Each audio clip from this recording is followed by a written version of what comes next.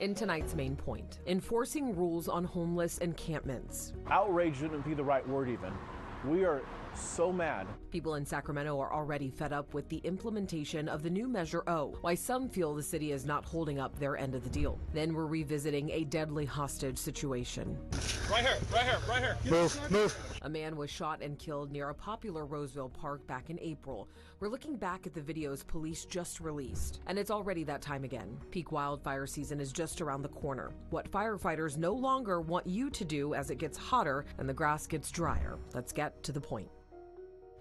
Welcome in. We made it to Friday, barely, and we have a lot to talk about. Later in the show, we'll focus on Pride Month. San Francisco's big Pride event is this weekend, and we're also looking at the LGBT history of the military. And because it's Friday, John Bartel takes us on the Backroads. He's taking us to a beloved library in the middle of nowhere. But first, let's get you caught up on the news of the day. Some Sacramentans feel the measure that they passed last year to crack down on homeless encampments is like a false bill of goods, and think a new part of the measure that just went into effect is shockingly ineffective. So here's Becca Hotbecker with tonight's main point. Yeah, Alex, as I reported here on To The Point on Wednesday, a much-anticipated part of Measure O just went into effect. It's a form that allows Sacramento residents to report unlawful camping on public property. Now, Measure O says the city is required to respond to these reports within 20 days. But the city is saying they've thrown enough money at the measure and their job is done.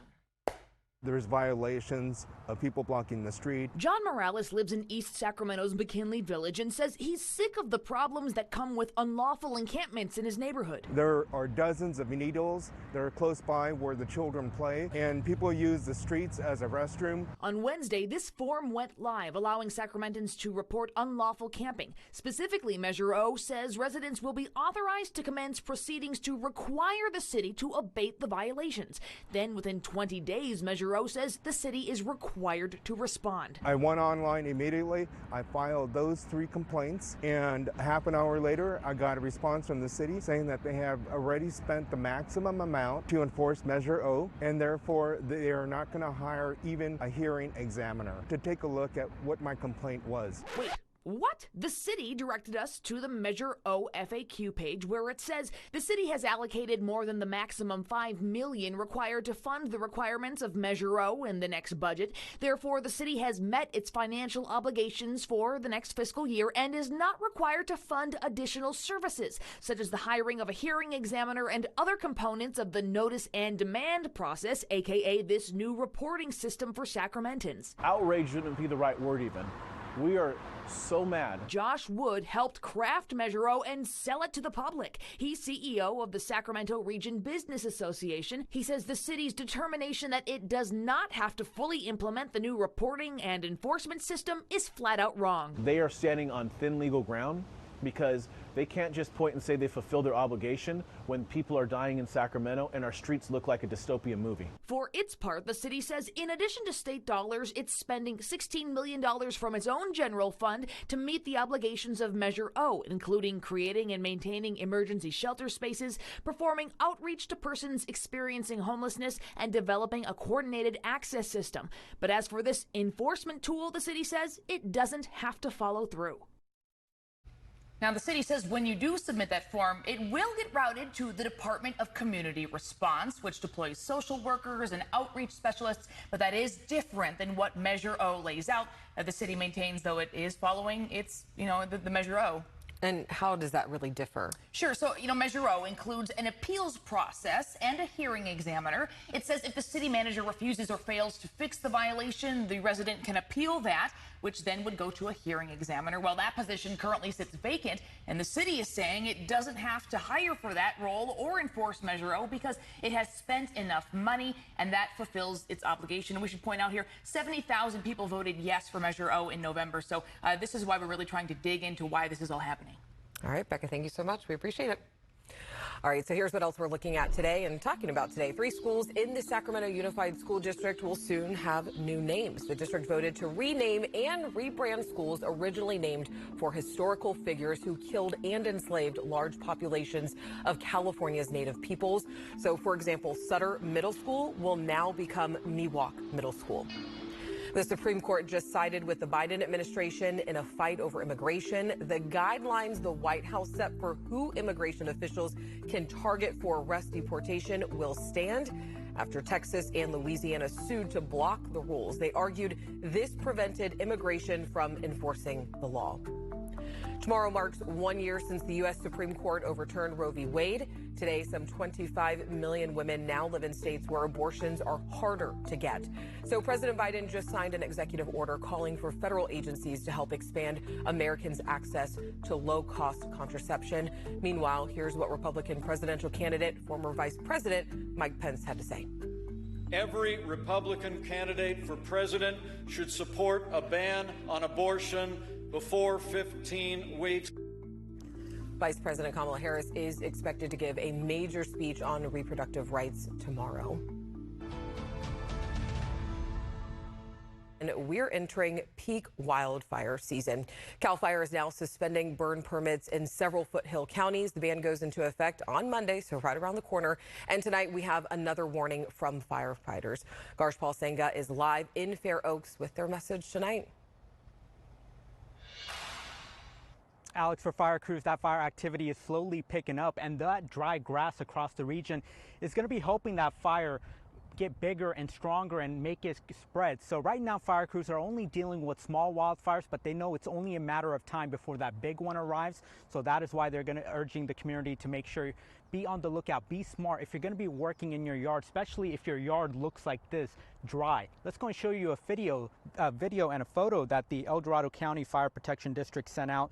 They put out this small backyard vegetation fire in Pilot Hill.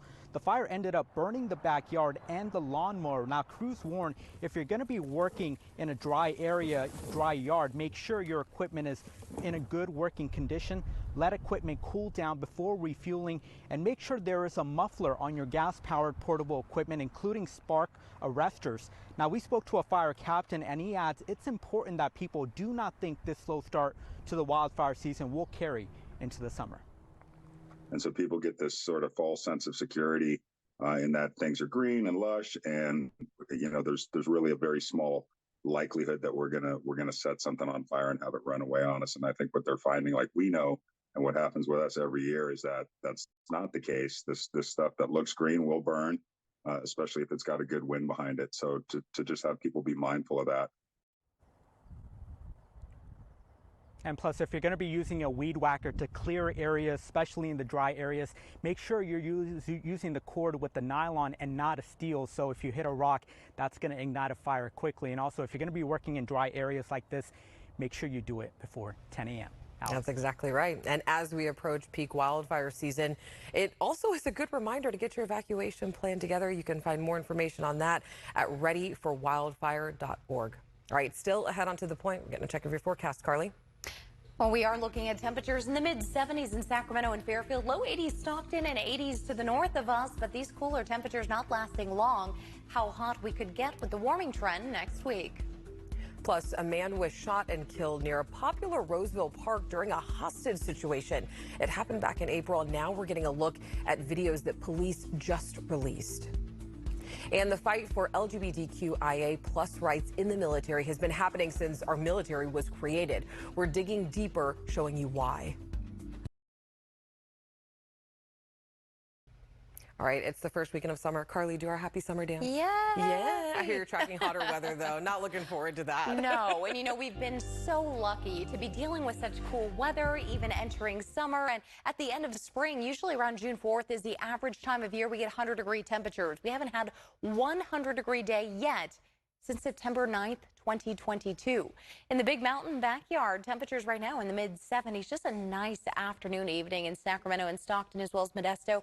80 in Marysville, Tahoe at 62 with sunshine, and with the weather ahead, the end of the 70s, unfortunately, are here. I mean, we may get into the upper 70s, low 80s tomorrow in Sacramento if we get that nice delta breeze at 79 degrees, but we are anticipating about 82 for that high in Sacramento tomorrow. Warming trend, though, moves in for next week with more breezy conditions this weekend. But as we talk about the hot weather, yeah, that is normal for this time of year to be in the 90s. Let's talk about the roller coaster of temperatures we are on this Friday. 76 high in Sacramento. Next Friday, 99 degrees. That's a 23-degree jump there. Yeah, it's hot. All right, let's talk about that sunshine that we are seeing. Mostly clear skies, and most of the activity further north is bringing in some thunderstorm chances to areas like Shasta County. But for us, we're just dealing with some breezier winds into the evening hours through the Delta. But those winds haven't really moved too much past those foothill spots here, as most of them stay within relatively slower, I should say, within those foothills, picking up for the valley spots, 20-25 mile per hour winds again into your Sunday afternoon. But we are looking at some warming temperatures as we start the work week into the mid 80s, low 90s on Wednesday. That's average. And then we start getting into the upper 90s by that following weekend. We'll be right back.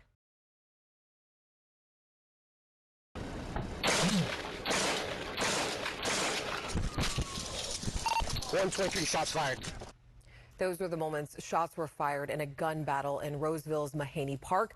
A man took a husband and a wife hostage.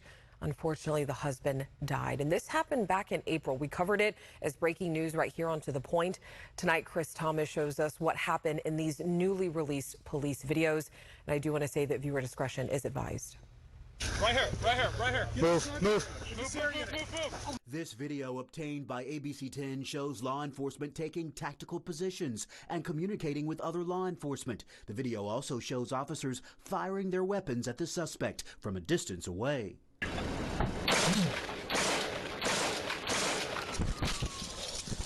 123 shots fired. Roseville police say it started when a CHP officer tried to serve a search warrant to 35-year-old Eric Abril. That's when police say he shot Officer Matthew Hyatt and took two hostages with him, husband and wife James and Patricia McEgan, allegedly shooting them as well during a standoff with law enforcement. Sadly, James did not survive. Where's he at? I can't see him. If you have him, you can take a shot too. Ron, walk him in. If I don't, I don't.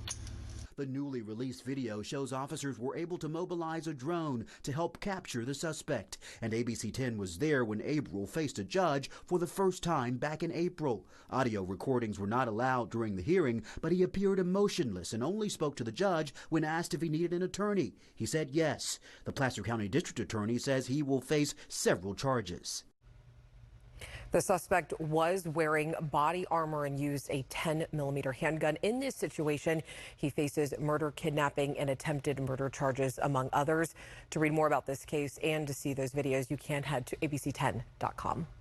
All right, June is Pride Month, and some of the country's largest Pride events are happening this weekend. The one in San Francisco, which is already underway, is expected to draw a crowd of over 500,000 people.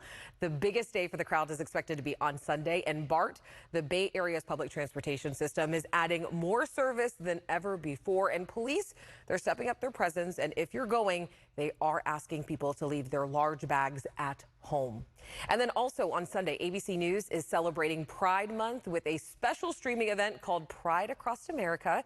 They are featuring 5 hours of live coverage from the Pride marches, including the one in San Francisco, of course.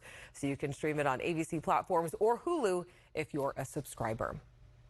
And tonight we're going in depth for Pride Month. Fighting for LGBTQIA+ rights in the U.S. military has been a battle since the creation of this country. Here's a timeline of key events. LGBTQ+ Americans have bared arms in defense of this country. Gay soldiers were court-martialed and drummed out of the Continental Army on charges of sodomy during the American Revolution. There are also stories of some 800 women who dressed as men and fought during the Civil War. Throughout the 18th and 19th centuries, the U.S. military discharged soldiers for homosexual acts, even in the absence of any explicit prohibitions, with a blue ticket. The blue discharge marked them as having undesirable habits and traits of character and could be issued without a time-consuming court-martial. These exclusionary practices continued well into the 20th century. In 1920, the Articles of War of the United States of 1916 was modified to make the act of sodomy itself a crime. This was the first express prohibition of homosexuality or homosexual conduct in the U.S. Armed Forces. By 1949, the Department of Defense standardized anti-homosexual regulations across all branches of government. However, these policies did not stop LGBTQ+ Americans from passing screening tests and serving in the armed forces. By the 1970s, an LGBTQ+ service member found to have engaged in homosexual conduct more often received undesirable discharges. During his campaign for president in 1992, Bill Clinton promised to end the ban on gays and lesbians in the military. However, after several important members of Congress objected to the change, a compromise was reached that pleased no one. The Don't Ask, Don't Tell policy allowed gays and lesbians to serve, but not to talk or act upon it openly. The policy remained in place until after it was repealed in September 2011.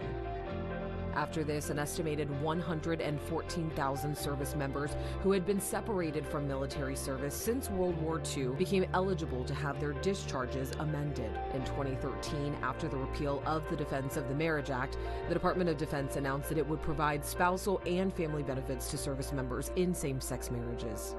On the 10th anniversary of the Don't Ask, Don't Tell repeal, President Joe Biden announced that the Veterans Administration would start providing benefits for service members who received other than honorable discharges. All right, coming up after the break, we're hitting the back roads where a library is really the center of attention.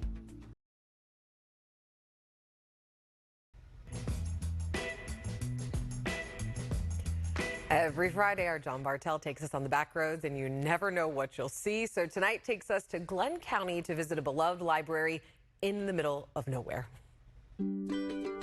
Surrounded by a sea of Glenn County farmland is the little community of Bayless. From here, it's a 20-mile drive to Chico, the nearest city. It's so rural that the county simply names roads after numbers or letters. So when giving directions, locals like to use landmarks like the old red barn or the house with the toilet flower planters. This is kind of in the middle of nowhere. Yeah. But at the center of this rural community is the Bayless Library. You know, it's very hard to miss this place when you're driving by. Well, you know, it was better when there was a 35-mile-an-hour speed limit. You know your hometown is gone when they take the speed limit signs down. It's true. Other than a few cattle dairies, the town of Bayless is pretty much gone. Longtime resident Wally Kramer says that the school and the old store closed down a long time ago, but the Bayless Library, well, the community just couldn't let it go. And for all the reasons that you want a library, and it's our one thing in Bayless that is still standing. The little white stucco-covered building is modest, but it's among the last of its kind. Historically, it is the smallest library that Carnegie funded. Carnegie libraries were a gift from Pennsylvania philanthropist and steel mill mogul Andrew Carnegie. He granted money to communities all over the world to expand free education. This is the only library I understand that Carnegie funded that wasn't part of a town. Getting a Carnegie Library grant was difficult. Bayless was denied a library at first because their population was too small, but on the second attempt, they inflated their numbers a little bit. They spread out a little farther and went as far as Colusa to get names of people that might use the library. The grant was eventually accepted and the Bayless Library opened its doors in 1917. The library was instantly popular and became a part of a book reading frenzy that happened in Glenn County. At one time, Glenn County had like over 30 libraries. Library Director Jody Menza says in a rural community of less than just 30,000 people, libraries play a much bigger role than just a building to house books. A place for everybody to connect, to get together. You have that in church, but the other main place to do that was to come to the library.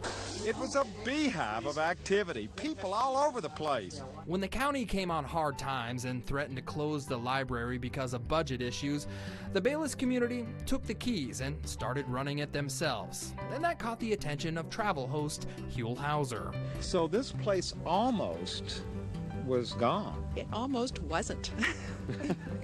No, the people out here fought for it, and they fought hard. The community banded together and fully restored the building. Then in 2017, the library celebrated its 100th birthday. It was a wonderful celebration of everything that the community has done, all of their hard work to keep the library open. Of the 142 Carnegie libraries in California, only 36 operate as an actual library, and Bayless is one of them.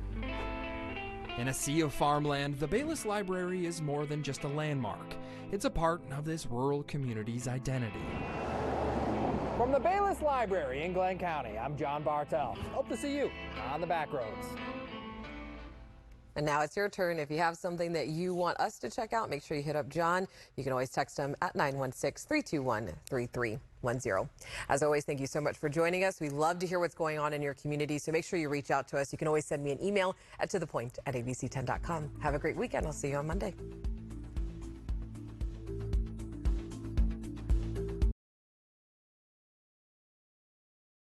Hey, it's Alex. Just wanted to say thank you so much for watching. I really love hearing from everyone, and I hope that you'll stay in touch. Reach out to me on Facebook at AlexBellTV, or you can email me at tothepoint@abc10.com, or you can even send me a text message at 916-321-3310.